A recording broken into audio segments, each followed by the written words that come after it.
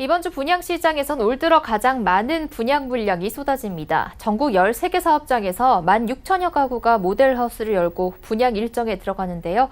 특히 성남시 중원구 금광동을 재개발해 짓는 이 편한 세상 금빛 그랑매종 단지가 5,320가구로 가장 큰 규모입니다. 이번 주 공고문 읽어주는 남자에서 살펴볼 단지인데요. 부동산팀 정창신 기자 나와 있습니다. 안녕하세요. 네, 안녕하세요.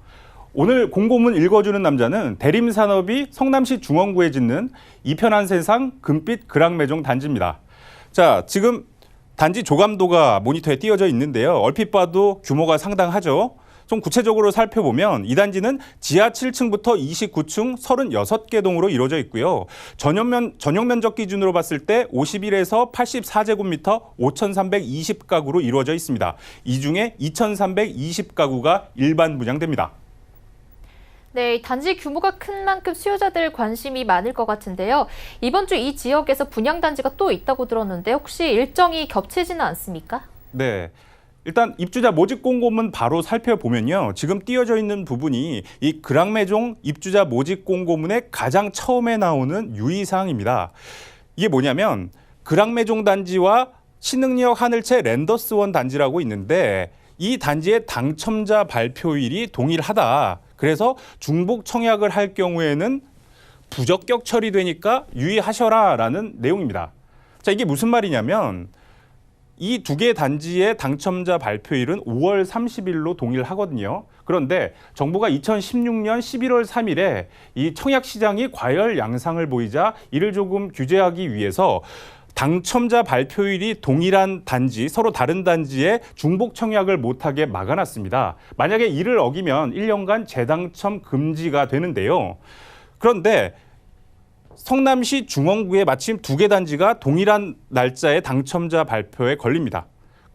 그렇기 때문에 이 점은 좀 주의하셔야겠고요. 그런데 만약에 당첨자 발표일이 다른 두 개의 단지에 청약하면 어떻게 되느냐? 앞선 단지에서 당첨이 된다면 뒤의 단지는 자연스럽게 무효 처리된다. 그래서 걱정할 필요는 없다라고 말씀을 드릴 수 있겠습니다. 네, 그렇군요. 이 청약 접수일이 같아도 상관은 없으니까 당첨자 발표일은 언제인지는 잘 알아보고 접수를 해야겠습니다. 이 지역 청약을 염두에 둔 분들이시면 두 군데 모두 넣지 않도록 조심하셔야겠고요.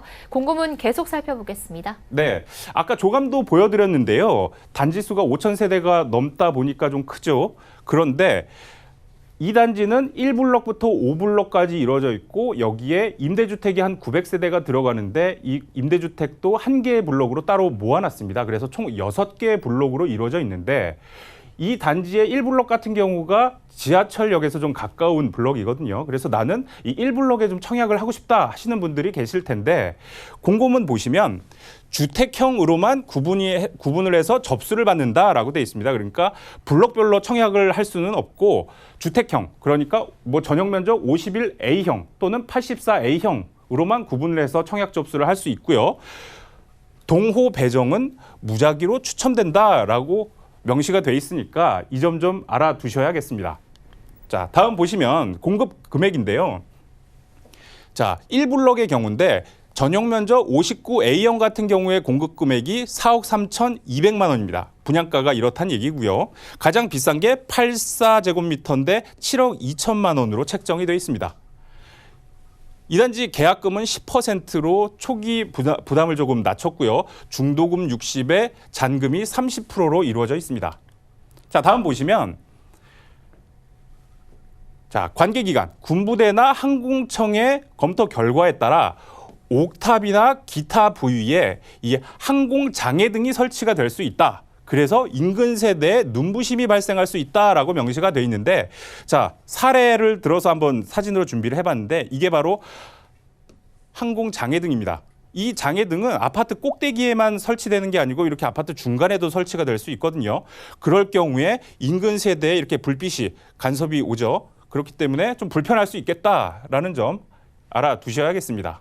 자, 다음 보시면 자, 전기실 발전실이 설치가 되는데 105동 지하주차장 인근에 설치가 된다. 그래서 이 발전기가 가동할 때는 소음이나 진동, 또 매연이 발생할 수 있다라는 점을 알리고 있고요. 그러니까 105동 저층에 당첨된 분들이라면 이런 점 좀 유의하셔야겠습니다. 그리고 이 펜트하우스에는 이 테라스가 딸려 나오는데 펜트하우스 꼭대기층이죠. 그런데 이 테라스는 개인 공간이 아니고 공용 공간이다라는 점을 명시하고 있습니다.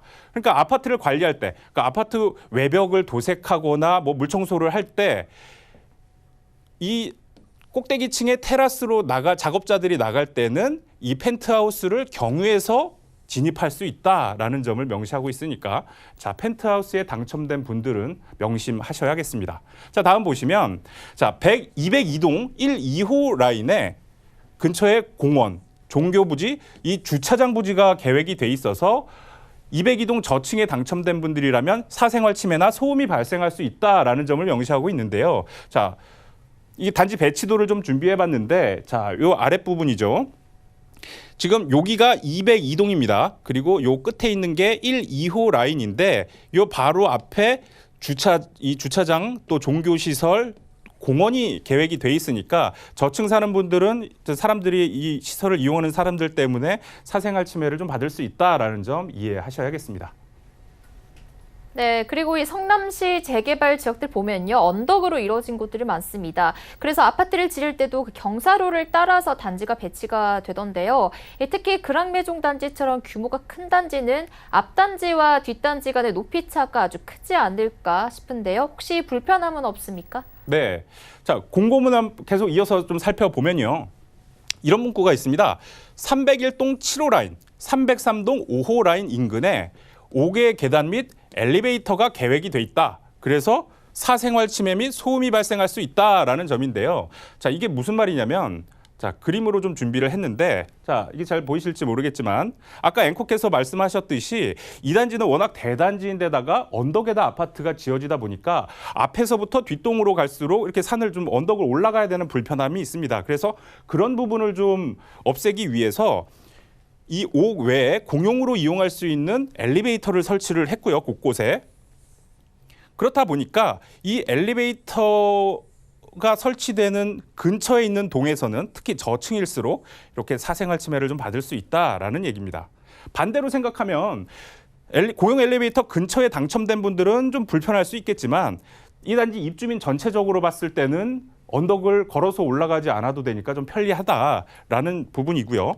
자, 그러면 이런 공용 엘리베이터가 어디에 설치되는지를 이 단지 배치도에 좀 표시를 해봤는데 빨간색 점으로 표시된 부분입니다. 총 18군데에 이런 5개 엘리베이터가 설치가 됩니다. 그래서 언덕을 올라가는 불편을 좀 덜 수가 있고요.